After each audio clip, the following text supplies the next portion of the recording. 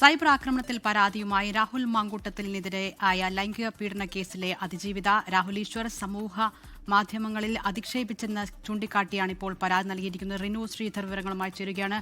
റിനു, സമാനമായൊരു കേസിൽ ജയിലിലൊക്കെ ആയിരുന്നു രാഹുൽ ഈശ്വർ. ഇപ്പോൾ എന്താണ് സംഭവിച്ചത്? പരാതിയുടെ ഉള്ളടക്കം എന്താണ്?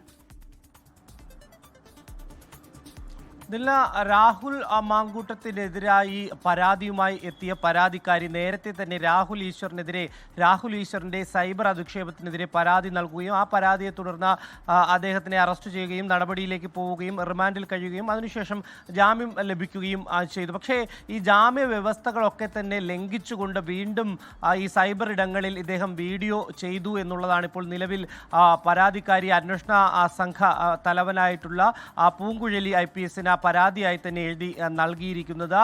വീണ്ടും തന്നെ അധിക്ഷേപിക്കുന്ന തരത്തിലാണ് ഇത്തരത്തിൽ വീഡിയോ പ്രചരിപ്പിച്ചത് രാഹുൽ ഈശ്വർ എന്നുള്ളതാണ് ഇപ്പോൾ നിലവിൽ പരാതിക്കാരിയുടെ പരാതിയിൽ പറയുന്നത്. അതുകൊണ്ട് തന്നെ ജാമ്യ വ്യവസ്ഥ ലംഘിച്ചു.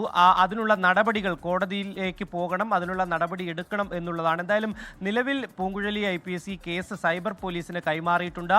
സൈബർ പോലീസിനോട് പരിശോധിച്ച് ഉടൻ തന്നെ റിപ്പോർട്ട് സമർപ്പിക്കുവാനും അറിയിച്ചിട്ടുണ്ട്. അത്തരത്തിൽ ഒരു നെഗറ്റീവായ അല്ലെങ്കിൽ രാഹുൽ ഈശ്വറിനെതിരായിട്ടുള്ള ഒരു റിപ്പോർട്ടാണ് ലഭിക്കുന്നതെങ്കിൽ കോടതിയിൽ ജാമ്യം റദ്ദു ചെയ്യുന്നത് അടക്കമുള്ള ഒരു നടപടിയിലേക്ക് അന്വേഷണ സംഘം കടക്കും.